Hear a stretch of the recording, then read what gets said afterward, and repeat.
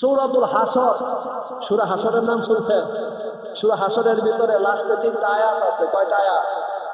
কিতাবের ভিতরে লেখা আছে, কেউ যদি মাগরিব নামাজের পর আর ফজরের নামাজের পর এই আয়াত 3খানা তেলাওয়াত করে, পাঠ করে, তার জন্য 70,000 ফেরেশতা সন্ধ্যা থেকে নিয়ে ফজরের আগ পর্যন্ত তার জন্য মাগফিরাতের দোয়া করতে থাকে।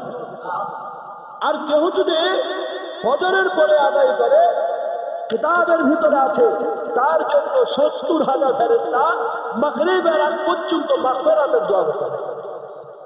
তাহলে কেউ যদি ফজর আর মাগরিবের পরে আদায় করে, তার জন্য 1,40,000 ফেরেশতা, সুবহানাল্লাহ বলেন, 1,40,000 ফেরেশতা তার জন্য মাগফিরাতের দোয়া করতে থাকে। সুবহানাল্লাহ। তাহলে এই সূরার নাম হলো সূরাতুল হাসর। হাসরের আরেকটা শব্দ আছে, যেটা কিয়ামতের দিন কি হবে? বিচারের ময়দান হবে। ইয়াউমুল হাসর, ইয়াউমুদ্দিন। সেদিন এমন বিচার হবে, একজন থাকবে ম্যাজিস্ট্রেট, একজন থাকবে উকিল, আর সব থাকবে আসামি। কি বলছি? একজন ম্যাজিস্ট্রেট, একজন উকিল, সব থাকবে কি? আসামি। তাহলে 2,23,999টা নবী থাকবে আসামির কাজ করা। আবার বলি, 2,23,999টা নবী থাকবে কিসের কাজ করা? বলেন না কেন? একজন উকিল থাকবে, উকিলটাকে মুহাম্মাদুর, আর যিনি ব্যারিস্টার থাকবে, যিনি বিচারক থাকবে, তিনি কে? আল্লাহ। যারা আকলা বিচারক থাকবে, নবী উকিল থাকবে, সবাইকে আসামির কাজ করায় থাকবে। যদি 2,23,999টা আসামির কাজ করায় থাকে, তাহলে সমস্ত সাহাবীও থাকবে, তাবিঈন থাকবে, তাবিঈন থাকবে, আইম্মে মুজতাহিদিন, সলফে সালেহিন, বুজুর্গের সমস্ত পীর, মাশায়েখ, উলামায়ে কেরাম, হাজী, গাজী, সুহাদা, সিদ্দিকিন, সালেহিন, সবাই থাকবে এক কাতারে। রাসূলে থাকবে সামনের কাতারে, আল্লাহ থাকবে আরশে আজিমে কুরসির ভিতরে। সুবহানাল্লাহ বলেন। তাহলে বোঝা গেল একজনের শুধু খালি সুপারিশ চলবে, তিনি কে? রাসূল। তিনি কে? এবার আল্লাহ তাআলা রাসূলের সুপারিশের পরে কিছু কিছু সুপারিশ আল্লাহ রাসূল করে দেবে। আল্লাহ, আমার কিছু এমন উম্মত আছে যাদের ভিতরে আলেম আছে, যাদের ভিতরে হক্কানি পীর আছে, যাদের ভিতরে ওলিয়া উলিয়া আছে, যাদের ভিতরে হাফেজ আছে, তুমি তাদের উসিলা করেও, তাদের যারা মানছে, তাদের সাথে যারা চলছে, তাদেরকে তুমি ক্ষমা করে দিও। এবার আল্লাহ তাআলা হাফেজ সাহেবের ডাক দিবে। কি? কাকে ডাক দিবে? হাফেজ সাহেবকে। হাফেজ সাহেব আল্লাহর কাছে বলবে, আল্লাহ, আমি হাফেজ হওয়ার জন্য আমার বাবা কষ্ট করেছে, আমার মা কষ্ট করেছে, আমার দাদা দাদি, নানা নানি কষ্ট করেছে। আল্লাহ তোমার কাছে বলতেছি, আমার বাবাকে, আমার মাকে, আমার দাদাকে, আমার দাদিকে, আমার নানাকে, আমার নানিকে, কয়জন এসে? 6 জন। আমার শ্বশুরকে, আমার শাশুড়িকে কয়জন এসে? 8 জন।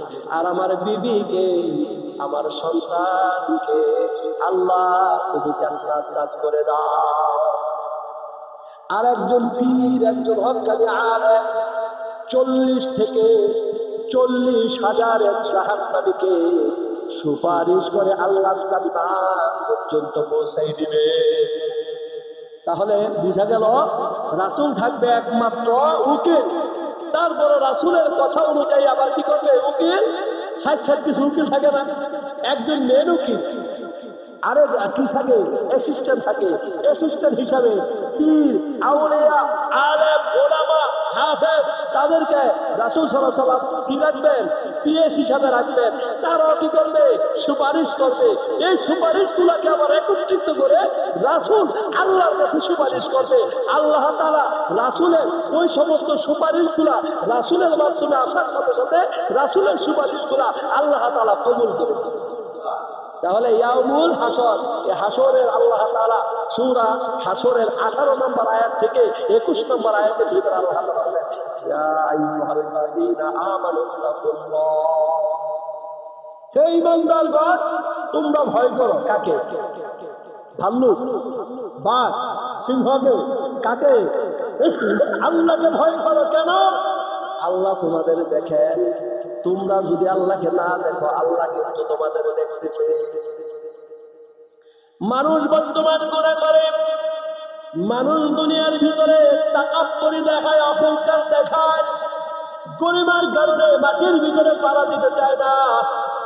অহংকার দেখাইয়া লাভ নাই। আপনার আমার কিন্তু ঠিকানা 3.5 হাত মাটি ছাড়া আর কোথাও হবে না। কত বড় বড় রাজা বাদশারা মাটির নিচে শুয়ে আছে। বকরিরা পায়খানা করে, লাদার মতো পেশাব করে, কুকুরে পায়খানা করলে কোন প্রকার কেহ তাদের সরানোর ক্ষমতা হয় না। ওই রাজা বাদশাহ কবর থেকে ডাক দিয়ে বলতে পারে না যে আমাকে দ্রুত এখান থেকে পায়খানা না করে অন্য জায়গায় তাহলে আল্লাহ রাব্বুল আলামিন বলেন আমার ভয় তোমাদের অন্তরের ভিতরে রাখো, তাহলে দেখবা দুনিয়ার ভিতরে গুনাহ করতে চাইলে তুমি ভয় করবা। তুমি যদি অন্যায় করো ভয় করবা, জিনা করলে ভয় করবা, সুদ খাইলে ভয় করবা, ঘুষ খাইলে ভয় করবা, মিথ্যা বলতে গেলে ভয় করবা, মিথ্যা বলার সময় চিন্তা করবা আর কেউ দেখে না, কে দেখে? আল্লাহ। ওমরে ফারুক ছিলেন কত জাহানের খলিফা। এই বাংলাদেশটা 1,56,000 বর্গ মাইল, আর ওমরে ফারুক ছিলেন 2 কোটি লক্ষ বর্গ মাইলের একজন বাদশাহ। সুবহানাল্লাহ বলেন। তাহলে বাংলাদেশের থেকে ছোট না বড়? হ্যাঁ, অত জাহান, অত পৃথিবী, অর্ধেক পৃথিবীর বাদশাহ ওমরে ফারুক রাদিয়াল্লাহু তাআলা ছিলেন। এমন একজন প্রেসিডেন্ট ছিলেন, রাত্রবেলা বের হতো আর সমস্ত মানুষের খোঁজ খবর দিত। আর আমাদের একটা মেম্বারের আগে 2টা বডিগার্ড, কথা হয় না? আর চেয়ারম্যানের তো 4-5টা বডিগার্ড থাকে, সাথে একটা পিস্তল রাখে। আর এমপি হইলে তো কোনো কথাই নাই, মন্ত্রী হইলে তো তার প্রটোকল দিতে দিতে শেষ হয়ে যায়। প্রধানমন্ত্রী হইলে 1 ঘন্টা আগে রাস্তাঘাট বন্ধ করে রাখে। আর ওমরে ফারুক ছিলেন অর্ধ জাহানের খলিফা, সারা পৃথিবীর অর্ধেক দুনিয়ার খলিফা ছিলেন, বাদশা ছিলেন, প্রেসিডেন্ট ছিলেন, প্রধানমন্ত্রী ছিলেন। এই ওমরে ফারুক রাদিয়াল্লাহু তাআলা একদিন রাত্রিবেলা বের হয়েছে। এমন সময় একটা বাড়ির পাশ দিয়ে চুপ করে দাঁড়ায় ছিল একজন মহিলা। মেয়েকে বলতেছে মা দুধ কয় কেজি হয়েছে? মেয়ে বলতেছে মা দুধ তো 5 কেজি হয়েছে। ভাই বলতেছে আজকে তো আমাদের 6 কেজি দুধের দরকার, তাড়াতাড়ি 1 কেজি পানি মিশাইয়া দুধটারে বানাইয়া 6 কেজি বানাই দে। নাউজুবিল্লাহ বলেন। এমন ব্যবসায়ী আছে না? আছে না?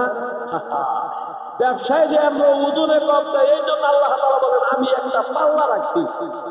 পাল্লার নাম হলো মিজান। কিসের পাল্লা?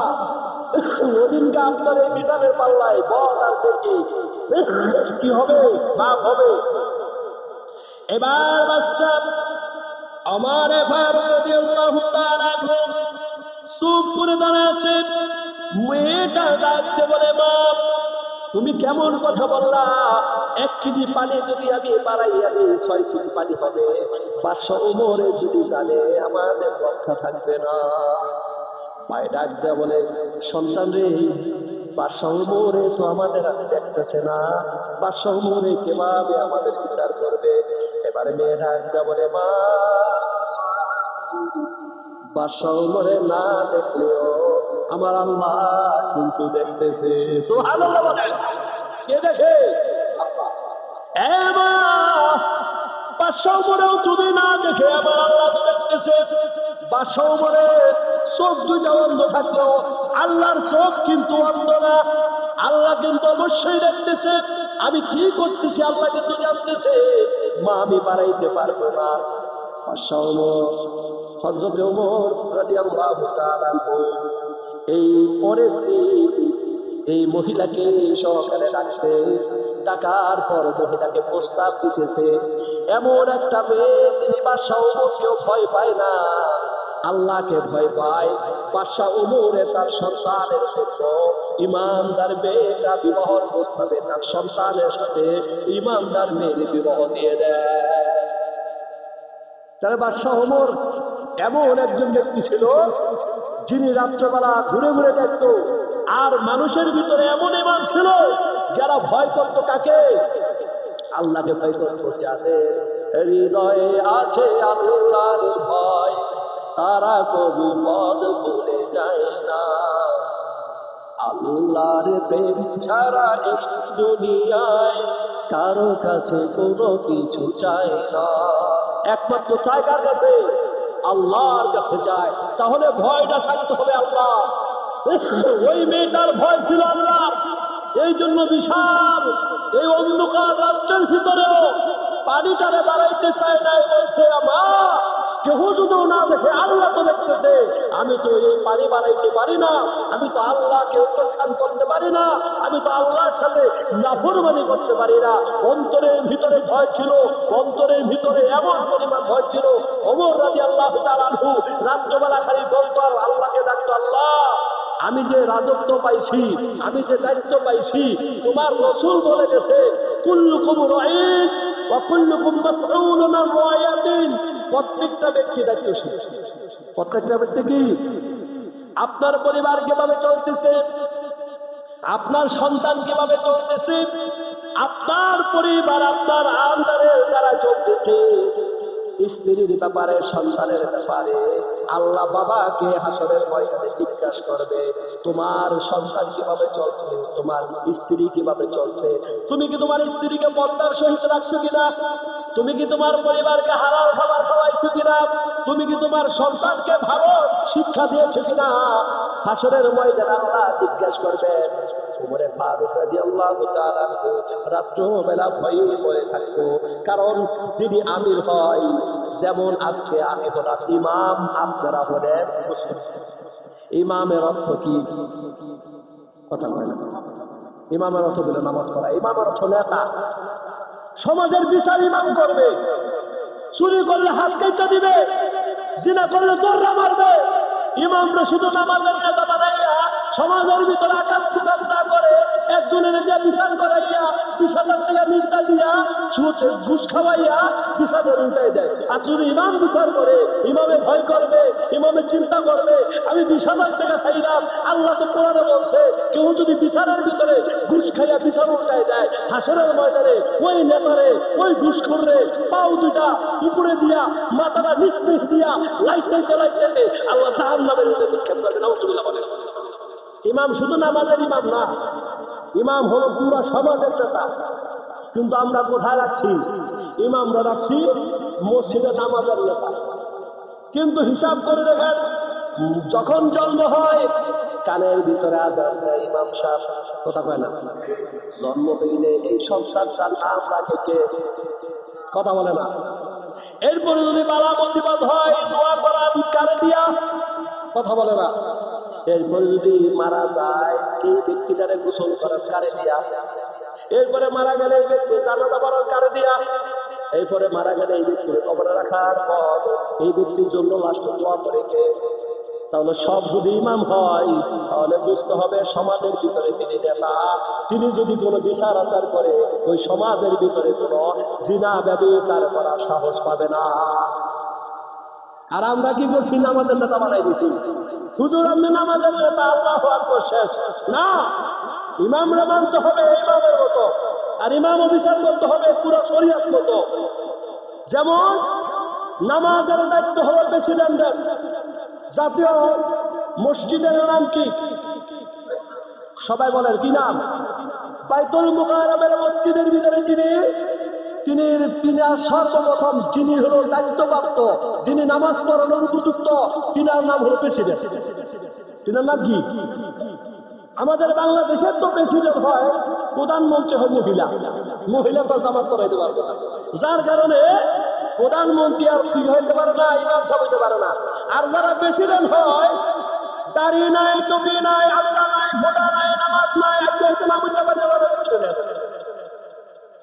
আর প্রেসিডেন্ট ছিলেন আমার নবী, প্রেসিডেন্ট ছিলেন আবু বকর, প্রেসিডেন্ট ছিলেন ওমর, প্রেসিডেন্ট ছিলেন ওসমান, প্রেসিডেন্ট ছিলেন আলী। সুবহানাল্লাহ বলেন।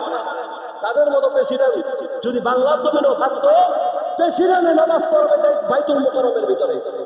প্রেসিডেন্ট থাকবে হলো বাইতুল মুকাররমের খতিব। তাহলে প্রেসিডেন্ট যদি নামাজি হয়ে যায়, ওই সমাজের ভিতরে, ওই দেশের ভিতরে নামাজের জন্য আইন করবে। যারা নামাজ আদায় করবে না, তাদেরকে প্রত্যেক নামাজের বিনিময়ে 2000 টাকা করে জরিমানা। হুন্ডারের যদি কাগজ না থাকে 5000 টাকা জরিমানা করে, হয় না? গাড়ির কাগজ না থাকলে 2500 টাকা জরিমানা করে, লাইসেন্সের না থাকলে কি সুন্দর জরিমানা করে, ব্যবসা করার সময় ট্রেড লাইসেন্স না থাকলে জরিমানা করে। আর যদি মুসলমানের দেশ 92% মুসলমান, এই আইন যদি প্রেসিডেন্ট থাকতো, ওমর যেমন চালু করেছিল, ওসমান যেমন চালু করেছিল, আবু বকর যেমন চালু করেছিল, আলী কারামাল্লাহু ওয়াজহু যেমন চালু করেছিল, প্রেসিডেন্ট যদি শিক্ষিত হয়, প্রেসিডেন্ট যদি আলেম হয়, প্রেসিডেন্ট যদি নামাজি হয়, প্রেসিডেন্ট যদি আল্লাহওয়ালা হয়, প্রেসিডেন্ট যদি আল্লাহকে ভয় পায়, তিনি চালু করে দিবে যেই মসজিদে, যে সমাজের ভিতরে নামাজ যিনি আদায় করবে না, প্রত্যেক নামাজের বিনিময়ে তার 2000 টাকা জরিমানা। বলেন দেখি না, একটা ব্যক্তিও নামাজ ছাড়া থাকবে কিনা? হ্যাঁ, কিন্তু হয় না। কেন? যতই করেন আল্লাহকে ভয় যতই না করতেছেন, চিন্তা করবেন চোখ দুইটা বন্ধ হইলে কিন্তু আর কোনো ক্ষমতা না। একটা মানুষ সুস্থ আছে, হঠাৎ অসুস্থ হয়ে যায়। অসুস্থ হইলে আল্লাহরে ভয় করেন, সুস্থ অবস্থা আল্লাহরে ভয় করেন না, এটা খারাপ জিনিস। এই জন্য আল্লাহ রাব্বুল আলামিন সূরাতুল হাশরের 18 নম্বর আয়াতের ভিতর বলেন, ইয়া আইয়ুহাল্লাযীনা আমানুত্তাকুল্লাহ, হে ঈমানদারগণ, তোমরা আল্লাহ রাব্বুল আলামিনকে ভয় করো। ভয় করতে হবে কেমন? করার মতো করতে হবে। যে আমি তো করতেছি, আল্লাহ দেখতেছেন, আমি তো বলতেছি, আল্লাহ শুনতেছেন, আমি তো চলতেছি, আল্লাহ দেখতেছেন। আল্লাহ যদি দেখে আমি এই কাজ করতে পারবো না।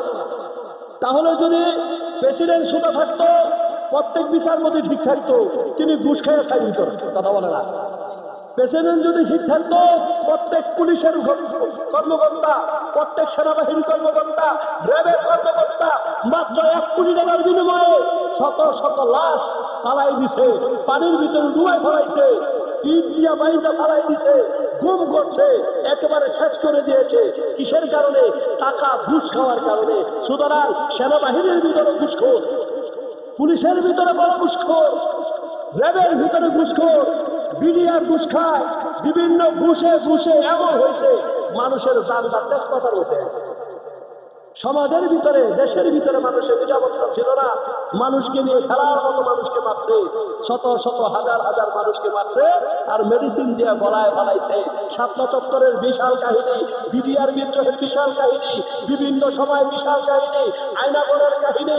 এমন অবস্থা হয়েছে, হইতে হইতে আল্লাহর ভয় যদি থাকতো, জানের বিনিময়ে জান যদি হইতো, যারা বিভিন্ন মানুষকে নিরহভাবে হত্যা করেছে, একটা জানের বিনিময়ে একটা জান দিতে হতো।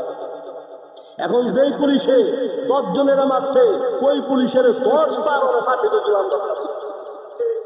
যেই চোরে চুরি করছে, সামান্য চেষ্টা চোর বাড়ির ভিতরে হান্ডি বাজার চুরি করলে জনগণে তৈরি ইচ্ছার পারে, ইচ্ছার পারে। যে এমপি মন্ত্রী চুরি করছে, তাদেরকে যদি জনগণের হাতে দিত, বাইরে যদি পাওয়ার হাত ভেঙে হয়তো, মন্ত্রীরা এমপিরা চুরি করার সাহস হইত না। ঠিক কিনা বলে? নেপালের প্রধানমন্ত্রী